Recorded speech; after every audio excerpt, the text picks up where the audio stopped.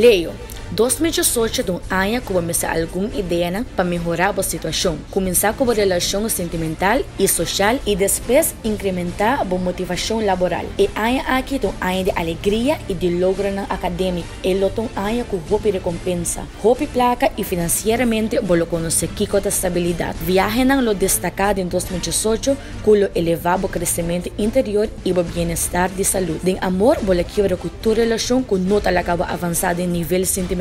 Bolo ta hope duro bani amor e não lo tolerar nada que vai de banda. Leo, den trabalho ele é um bom anha, pero bom mesalaga banda bo ego. Se botin pareja e anha aqui ele é anha de hope e discussão, para sobre abata buscando relação perfeita que não te existir.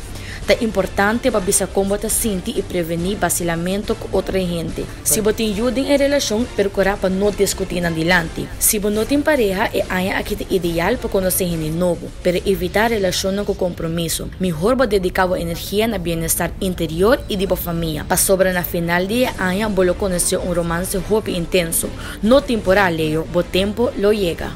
Denha ano aqui, boa família é clave importante para a felicidade. Vou dedicar hope e tempo na família.